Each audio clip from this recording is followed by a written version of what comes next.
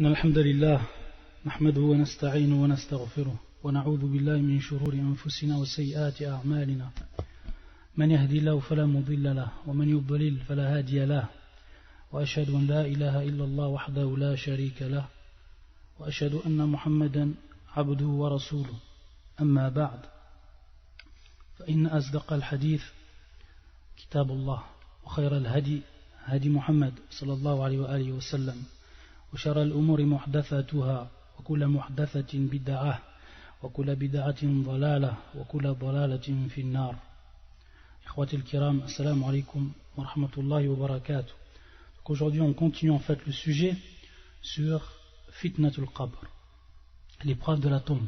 Donc on a vu en fait que le cheikh il nous a rapporté à travers son livre A'lam Sunnati al-Manshura, Cheikh Hafid al-Hakami rahimahullah ta'ala, il nous a rapporté des preuves pour argumenter sur la présence de cette fitna et qui est donc attestée par les gens de la sunna du consensus. Ensuite, donner certains détails par rapport à cela. Et on a bien fait la distinction le cours dernier entre la fitnatul qabr, et al-maqsoud bi fitnatul qabr as-su'al. C'est-à-dire que ce qui est voulu par fitnatul qabr, par ce terme fitnatul qabr, l'épreuve de la tombe, c'est en fait la question des deux anges qu'ils vont poser à toute personne. Et on va voir en fait, lorsqu'on dit à toute personne, que c'est le bon terme employé. On s'arrêtait sur une question posée le dernier cours, c'est hal al-fitna lir-ruhi aw al-jasad. Taïb. Donc la question c'est la suivante, est-ce que al-fitna, fitnatul qabr, lir-ruh aw al-jasad, est-ce que c'est pour l'âme, c'est-à-dire est-ce que ça va influencer l'âme directement, et le corps, ou le corps. Ici en fait il y a trois avis des savants. Deux avis qui ne sont pas valables et un avis qui est authentique. Donc on va voir lesquels c'est. Et donc on dit bien c'est le fitna, bien sûr, et le fitna c'est par rapport à la question posée. Taïeb. Le premier avis c'est que cette fitnatul qabr, elle concerne al-jasad dun ar-ruh. Al-jasad dun ar-ruh, c'est-à-dire le corps sans l'âme. C'est-à-dire c'est simplement le corps qui va être concerné par fitnatul qabr et non ar-ruh, c'est-à-dire l'âme.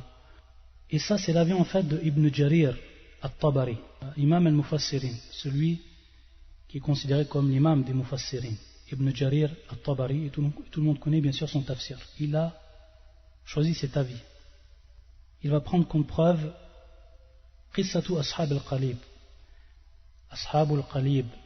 Donc comme vous savez, lors de la bataille de Badr, parmi les gens qui ont été tués, il y en a qui ont été bien sûr jetés dans un puits. Donc al-Qalib, al-Qaf, al-Qalib, c'est en fait le puits. C'est al-Bir.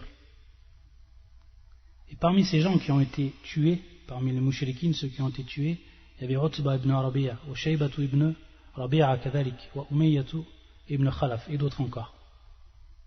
Et tout le monde le sait que le prophète sallam, lorsqu'il était donc proche de Al-Bir, c'est-à-dire Al-Qalib, c'est-à-dire donc le puits, il leur a parlé.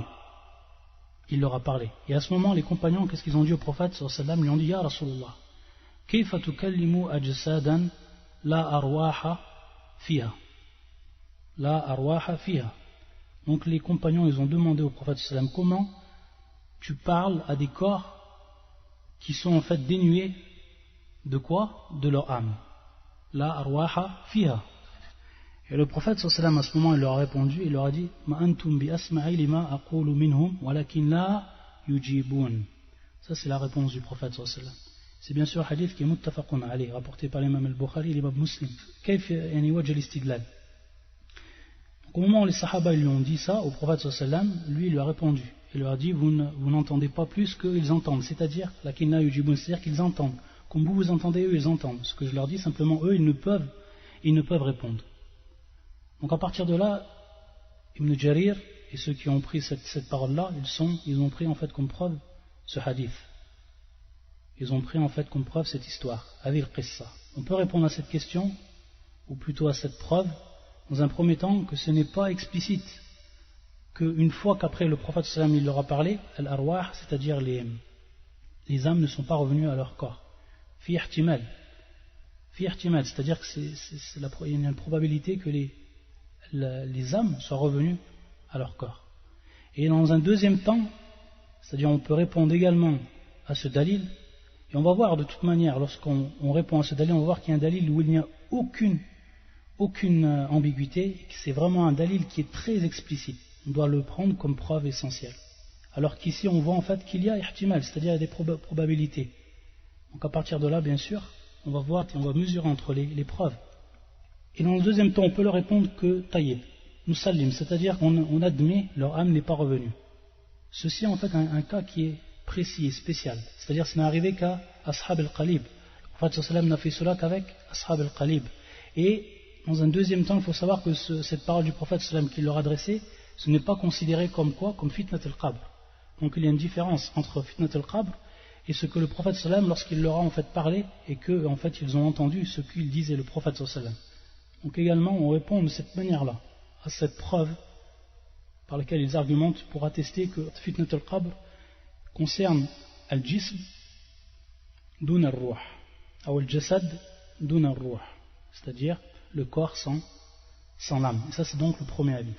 Le deuxième avis, c'est que al-fitna taqa ala al-ruh wahda dun al-jasad, donc c'est le contraire. Et ça c'est le deuxième avis. Et parmi ceux qui ont eu cet avis, Ibn Hazm al-Zahiri. On va voir plus tard, Inch'Allah, si on voit l'adillat al-munkirin al-naqliya, on verra sur quoi il se repose pour dire cette parole-là. Donc là on voit que c'est le contraire. Ils disent que la fitnat al-qabr concerne al-ruh uniquement, sans al-jasad, sans le corps. Et le dernier avis, et c'est l'avis en fait l'authentique, l'avis que l'on doit croire et qui est l'authentique, al-fitna taqa ala al-ruh wa al-jasad ma'an. C'est-à-dire que cette fitna concerne non seulement l'âme et concerne également le corps.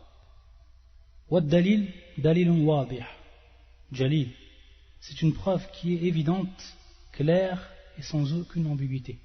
C'est le hadith que l'on va étudier peu après, c'est-à-dire qu'on va étudier un hadith qui est long et qui nous enseigne, où le prophète sallam nous enseigne comment ça se passe une fois que la personne meurt. Qu'est-ce qui lui arrive exactement, étape par étape. Et ce hadith-là, on va l'expliquer en partant de la langue arabe, c'est-à-dire en prenant nas bil arabiyya, et on va l'expliquer mot à mot, Inch'Allah. À la kulli hal, dans ce hadith-là, et c'est le fameux hadith de Al-Bara ibn Azib, radiyallahu ta'ala anhu. Le prophète sallallahu alayhi wa sallam a dit فَتُعَادُ رُوحُهُ فِي جَسَدِهِ فَيَأْتِيهِ مَلَكَانِ فَيَجْلِسَانَهُ. Et donc ici on voit que dans ce hadith, le prophète sallallahu alayhi wa sallam nous dit فَتُعَادُ رُوحُهُ, après que bien sûr comme on va voir que le ruh elle monte, et au moment où il redescend, فَتُعَاد, c'est-à-dire que le ruh, l'âme, revient dans le corps. فَتُعَادُ رُوحُهُ فِي جَسَدِهِ ثم يعني ensuite فَيَأْتِيهِ مَلَكَانِ.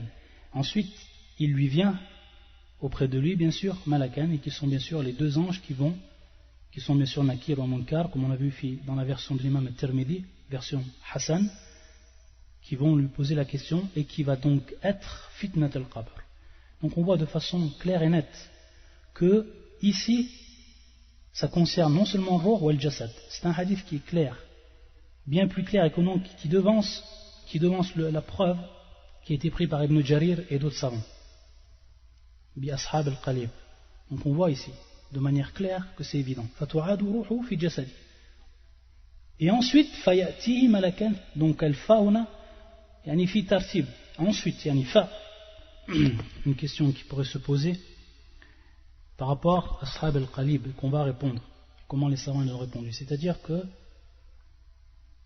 on a un verset du Coran qui dit innaka la tusmi' al-mauta.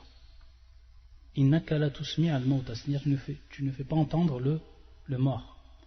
Ibn Hajar al-Asqalani rahimahullah fi kitab al-Fath, comment lui il va expliquer cela, c'est-à-dire entre cette histoire ashab al-qalib et ce verset.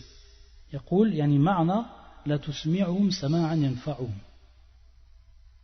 La tusmi'um sama'an yanfa'um. Donc ça c'est ma'na al-aya. La tusmi'um sama'an yanfa'um. C'est-à-dire, tu ne les fais pas entendre ou une audition qui leur apporte bénéfice, yanfa'um, qui leur est profitable. Ça c'est ma'na al-aya. La tusmi'um sama'an yanfa'um. Donc on voit donc à partir de là, de l'explication que nous donne Ibn Hajar fil Fath et d'autres savants également, qu'il n'y a pas de contradiction entre l'histoire de Ashab al-Qalib et ce verset Innaka la tusmi' al-mauta. Ou également, comme il explique également un deuxième avis, la tusmi'um illa an yasha Allah. Illa an yasha Allah, c'est-à-dire que tu ne les fais pas entendre sauf si Allah Azzawajal le veut. C'est-à-dire ici une exception, sous-entendu une exception. Illa an yasha Allah. Mais, comment dire, le premier avis est simple par rapport à la compréhension et par rapport en fait al-jam' bayna hadhihi al-qissa wal-aya. La tusmi'um sama'an yanfa'u. Une autre question aussi où ont divergé certains savants, c'est est-ce que fitnat al-qabr, c'est-à-dire donc l'épreuve de la tombe, concerne tous les gens? Donc on sait qu'il y a en fait 3 catégories de gens. Il y a le mu'min, le kafir ou le munafiq. Donc le croyant, le mécréant et l'hypocrite. Est-ce que cette fitna concerne les 3 personnes ou qu'elle concerne une seule ou certaines catégories de ces 3 catégories de personnes? Il y a également ici plusieurs avis. Il y a un avis en fait qui dit que ça concerne simplement le muslim ou le munafiq. Al-muslim ou al-munafiq, c'est-à-dire celui qui va par fitnat al-qabr, c'est-à-dire l'épreuve de la tombe, c'est simplement le musulman et le munafiq, sans le kafir. C'est-à-dire qu'ils ont fait sortir le kafir, c'est-à-dire qu'il ne subit pas cette épreuve.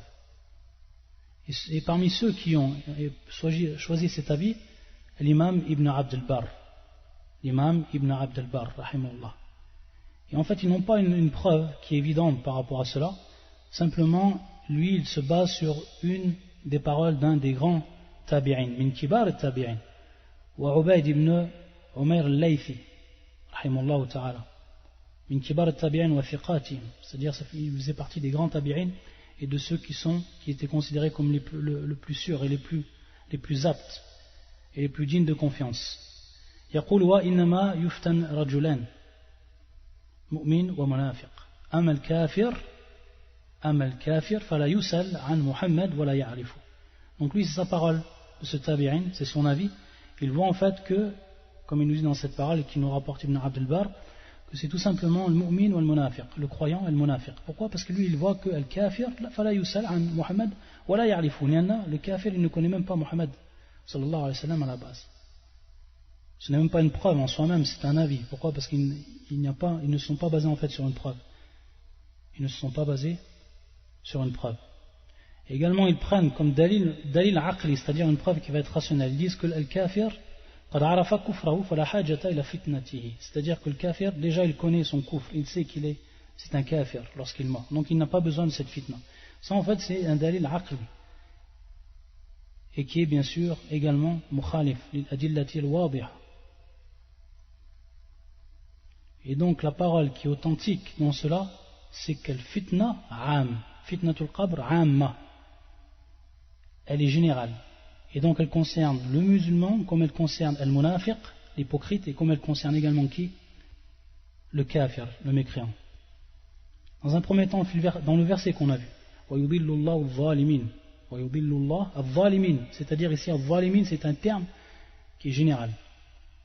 Et Allah Azzawajal égare qui? Il égare en fait al-zalimin, les injustes. Et donc le terme al-zalimin, il rentre en fait dedans non seulement al-munafiq et également al-kafir. كما في الآية يثبت الله الذين آمنوا منكم بالقول الثابت في الحياة الدنيا وفي الآخرة ويضل الله الظالمين. Donc ويضل الله الظالمين, ici on voit que c'est un terme qui est général. Aussi une preuve, le hadith qu'on a vu lorsque les 2 anges viennent auprès de lui. Inna al-abd wa fil lafz inna al-abda idha wudi'a fi qabri, c'est-à-dire lorsque l'esclave ou le serviteur idha wudi'a fi qabri.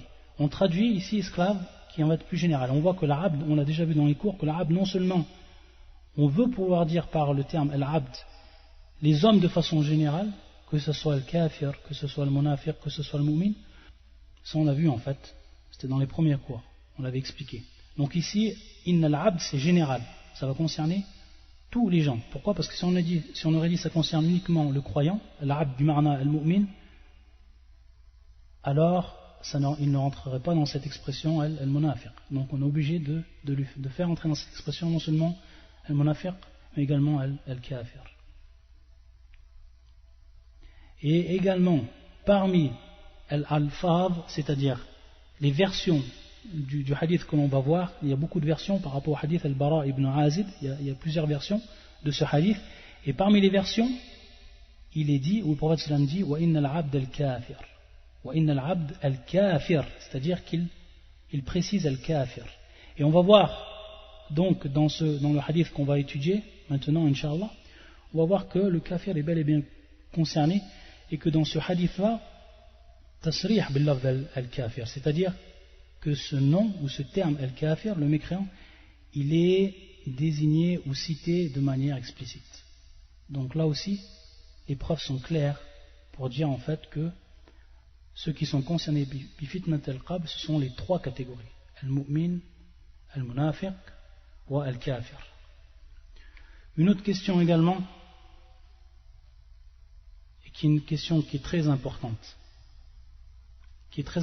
pour tout musulman dès maintenant. Et cette question-là, c'est laquelle? C'est la suivante. Quelles sont les causes qui permettent de se sauver ou d'être sauvé de fitnat al-qabr,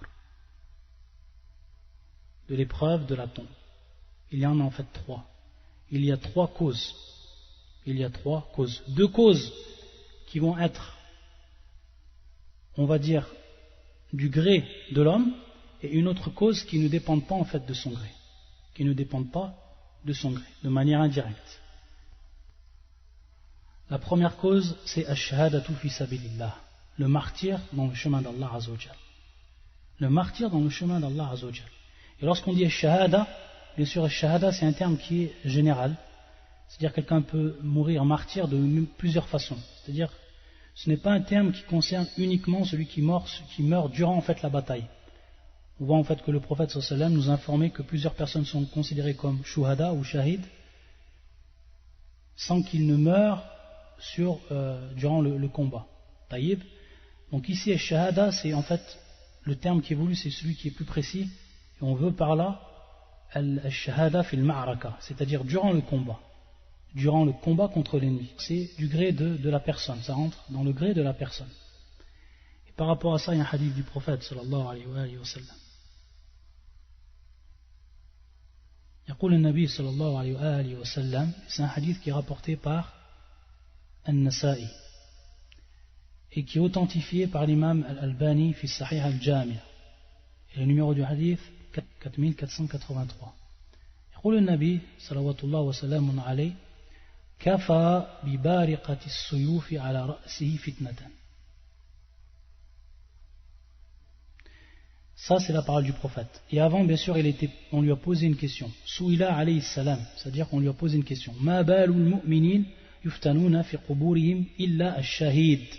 Donc ça c'est un compagnon qui lui pose la question et ensuite il va répondre par la réponse qu'on a donnée.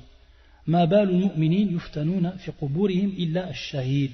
Quelle est la question qu'il pose au prophète sallallahu alayhi wa sallam? Il lui demande comment ça se fait en fait que al-mu'minin yuftanun fi quburihim, c'est-à-dire qu'ils subissent la fitna, l'épreuve ils sont éprouvés dans leur tombe. Donc allusion en fait ici fitnat al-qabr. Taïb. Sauf, donc exception, illa ash-shahid, sauf celui qui est martyr, sauf le martyr. Et bien sûr ici marna ash-shahid, yani ash-shahid fil ma'araka, durant le combat. Bien sûr ihtimal, c'est-à-dire que la personne lorsqu'elle demande au prophète sallallahu alayhi wa sallam, c'est que peut-être qu'elle a déjà entendu cela du prophète sallallahu alayhi wa sallam, donc elle lui repose la question, ou peut-être qu'elle l'a pris également,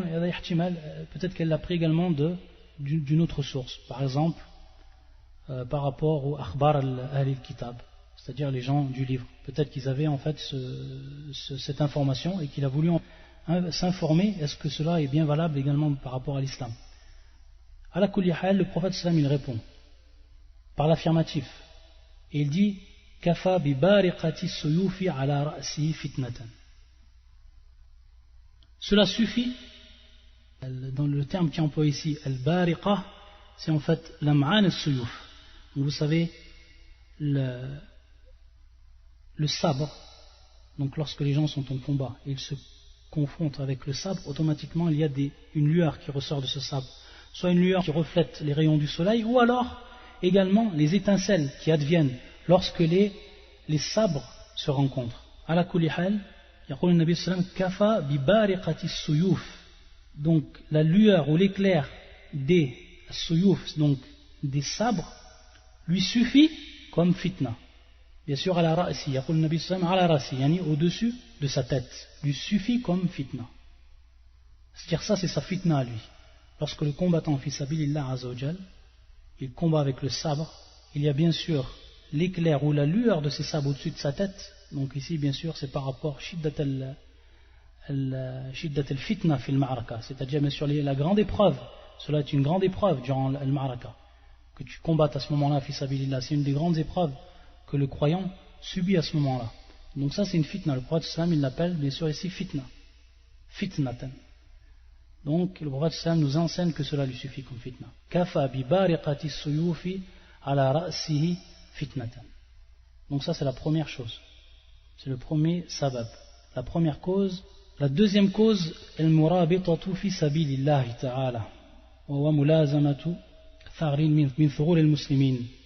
Tayyib. Al-murabita, donc en fait, on peut le traduire par ce terme par sentinelle. C'est-à-dire les gens, tout simplement les gens qui sont aux frontières des pays musulmans et qui observent les mouvements des ennemis. C'est-à-dire afin de prévenir s'il y a une attaque des pays voisins, des pays ennemis voisins. Donc qu'est-ce qu'ils font? Tout simplement, ils observent, ils protègent et bien sûr ils sont considérés comme sentinelles. Hada wal murabit. Et bien sûr celui-là il a un très grand ajr. La personne qui fait cela il a un très très grand ajr au niveau de l'islam. Qu'est-ce qu'il nous dit le prophète sallallahu alayhi wa sallam dans un hadith qui est rapporté par l'imam At-Tabarani et qui est un hadith authentique, qui est authentifié par l'imam Al-Albani rahimahullah. يقول النبي صلى الله عليه وسلم من مات مرابطا في سبيل الله أمنه الله من فتنة القبر. Celui qui meurt en tant que sentinelle dans le chemin d'Allah Azza wa Jal, amanahu Allah, c'est-à-dire qu'Allah Azza wa Jal le préserve de quoi? Le préserve de la fitnat al-qabr, c'est-à-dire il ne lui fait pas subir Allah Azza wa Jal fitnat al-qabr, l'épreuve de la tombe. Man mata murabitan fi sabilillah amanahu Allah min fitnat al-qabr. Donc ça c'est la deuxième cause. Et donc on voit que ces deux causes, elles sont du gré de l'esclave, de la personne, du musulman, du croyant. Celui de son plein gré qui part pour le djihad et qui combat. Et celui également de son plein gré, bi'idhnillahi ta'ala bien sûr, qui occupe cette position.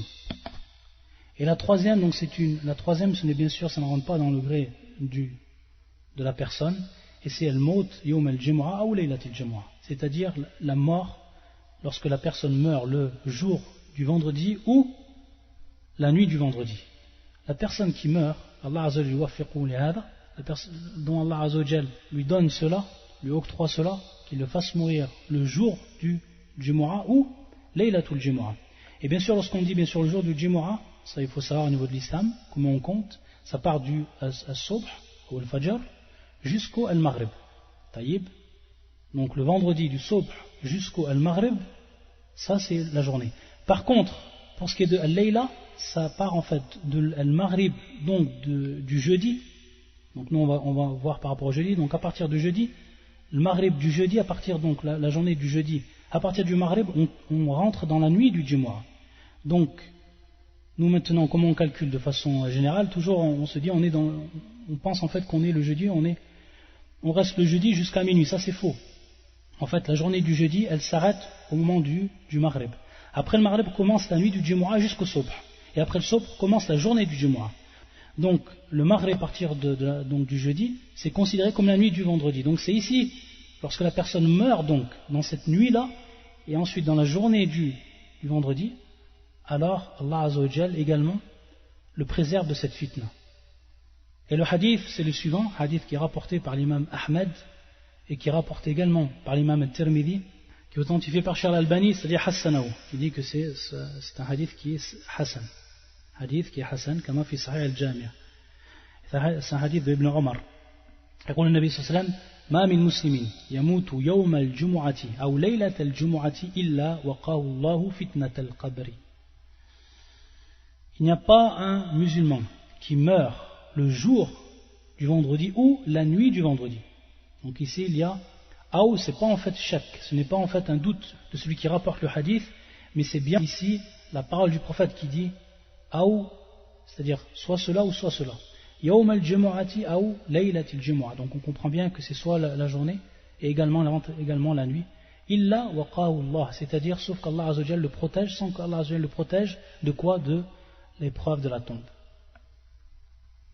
Donc bien sûr dans le hadith yamout, ma min muslimin yamout, donc c'est la mort qui est prise en considération, c'est pas la prière sur lui, c'est bien sûr la mort, c'est au moment où il meurt. Donc la personne qui meurt le vendredi ou qui meurt la nuit du vendredi, alors il ne subira pas la fitnata al-qabr. Donc trois causes, deux qui sont du gré du musulman et une autre qui ne rentre pas en fait qui n'a aucune relation en fait avec sa volonté. Maintenant on va expliquer le hadith, et qui est un long hadith de Al-Bara ibn Azib radiyallahu ta'ala anhu, qui nous rapporte en fait un hadith du prophète sallallahu alayhi wa sallam qui nous explique exactement comment ça va se passer lorsqu'on va mourir. Qu'est-ce qui va nous arriver lors de notre mort? Et bien sûr, lorsqu'on lit ce hadith et lorsqu'on explique ce hadith, l'ibra, c'est-à-dire enfin qu'on en prenne compte et que la personne se prépare un grand jour, Allah al-Musta'an, qu'elle soit en fait prête, qu'elle se prépare par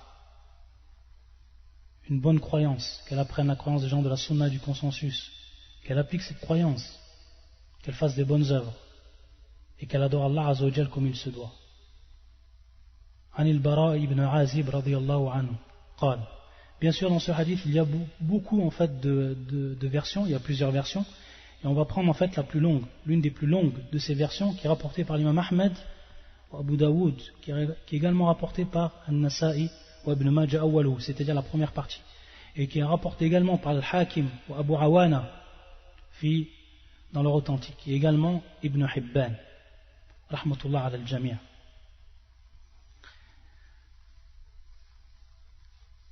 يقول رضي الله تعالى عنه كنا في جنازة.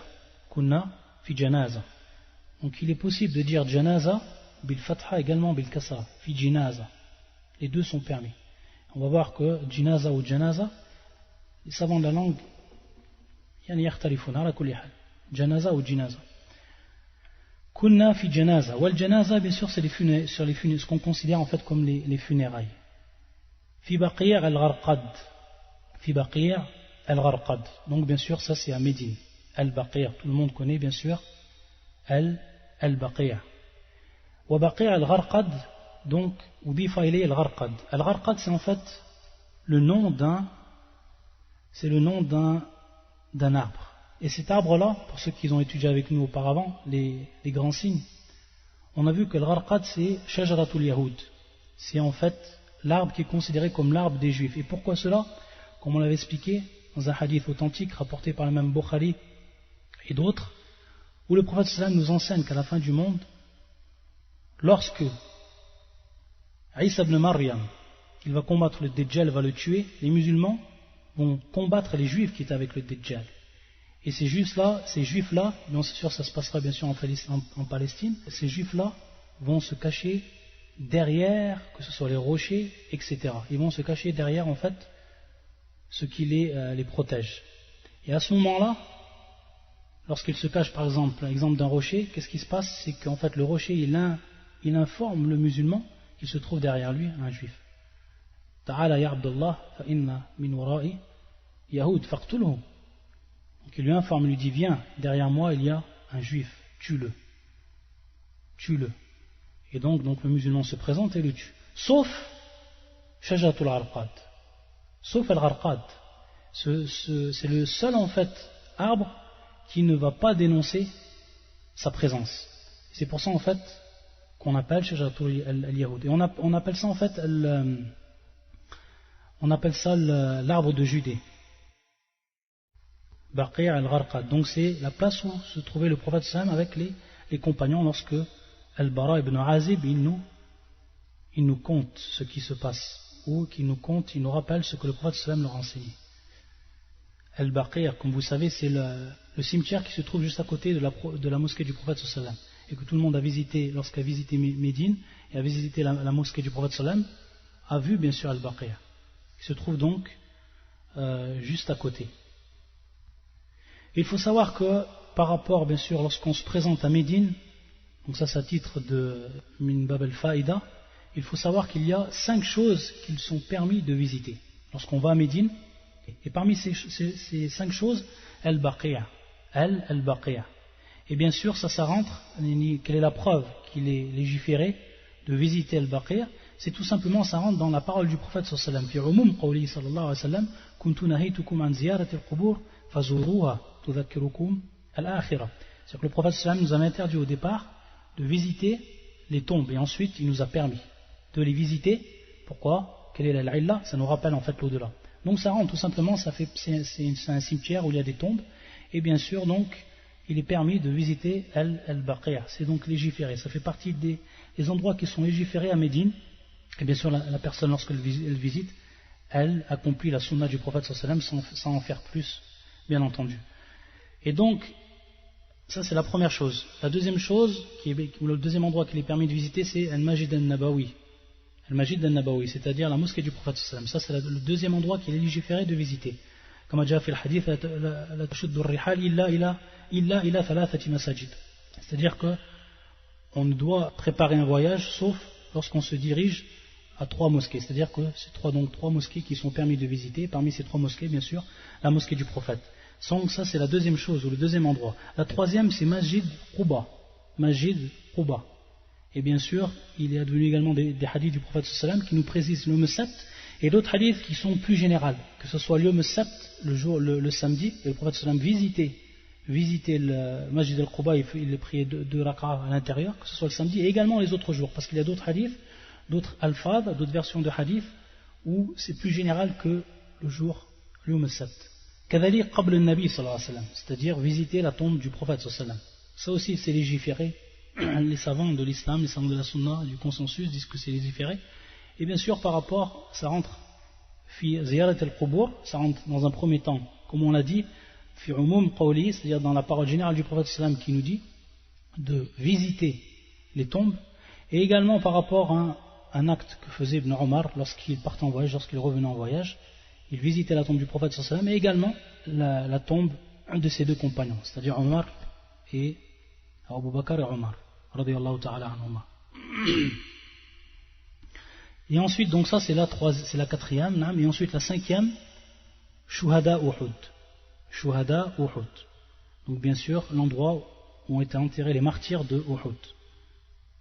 Et cela, bien sûr, ça rentre dans le hadith du prophète sallallahu alayhi wa sallam, dont on a cité.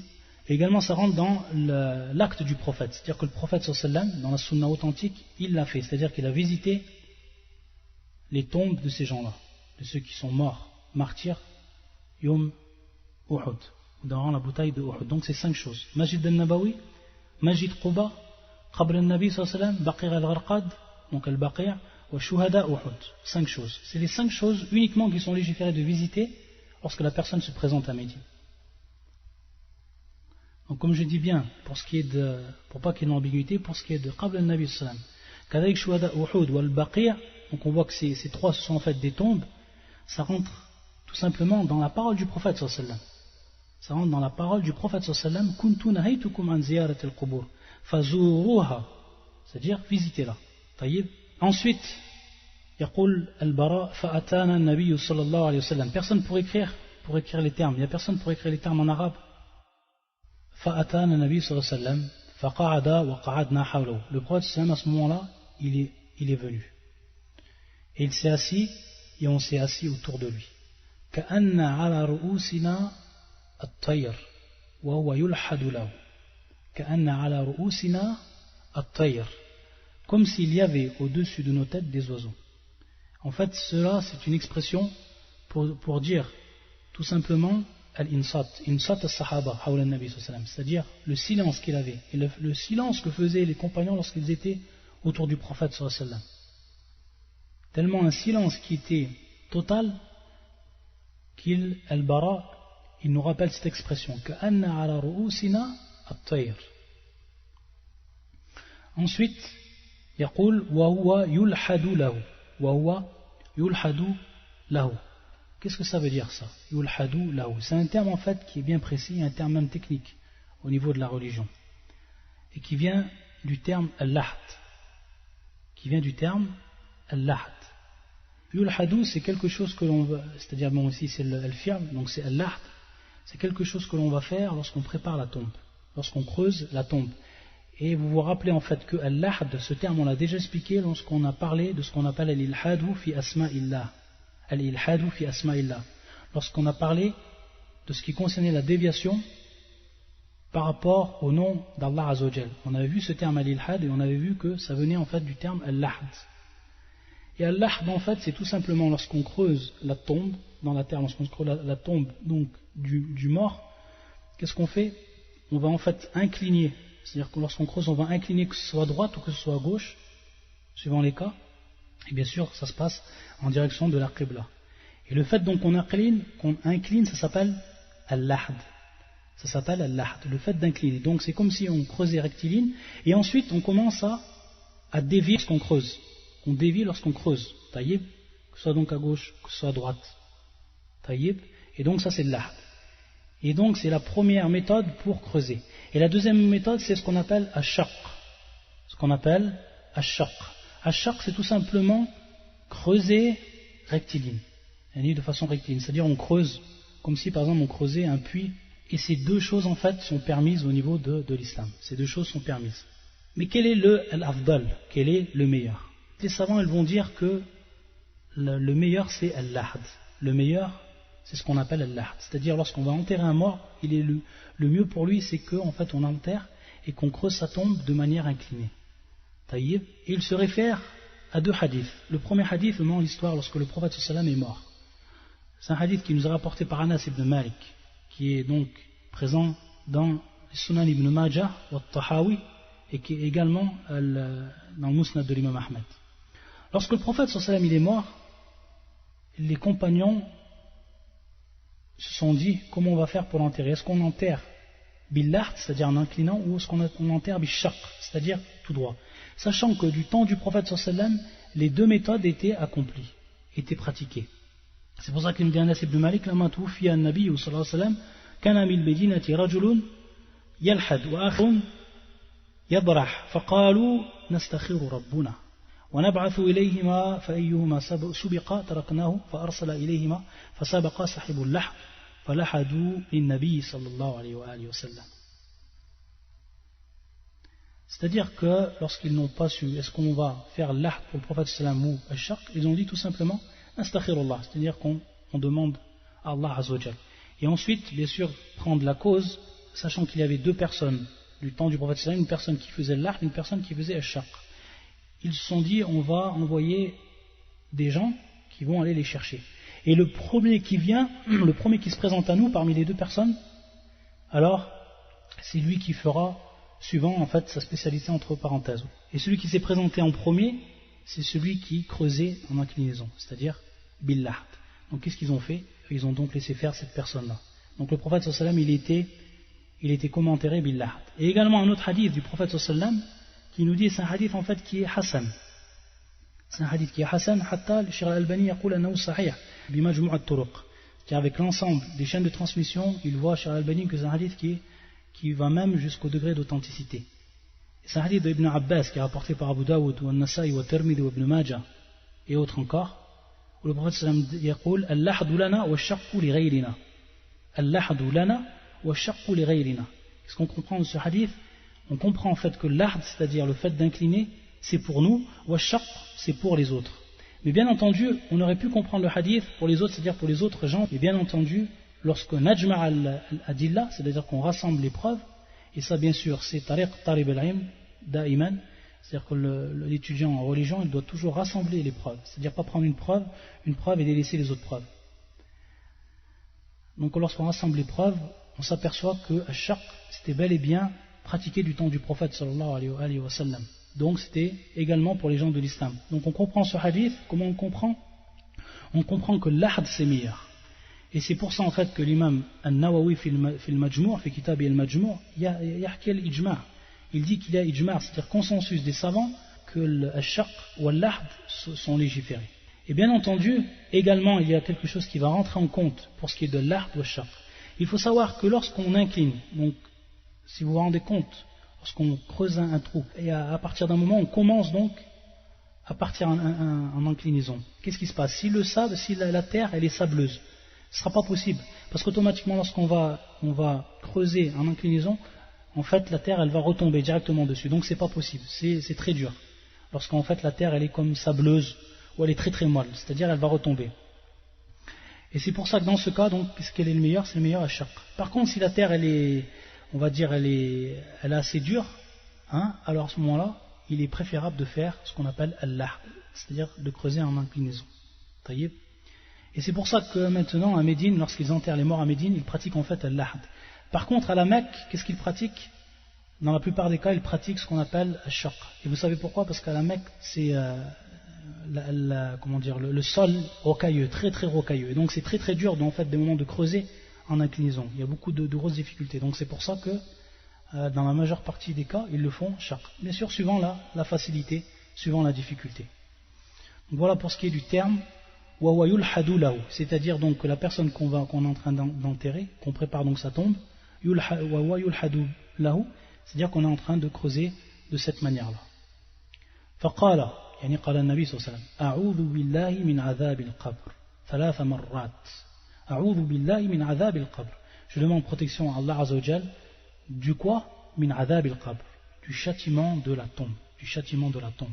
Donc ici on voit hadith min al-nabi wa qawl min al-nabi sallallahu alayhi wa sallam wadih jiddan, une preuve évidente que la personne est confrontée au châtiment, et à son opposé également le supplice. Donc ça c'est un hadith authentique, une parole claire du prophète sallallahu alayhi wa sallam, raddan ala al-mubtadi' alladhina yunkirun hadha al-adhab.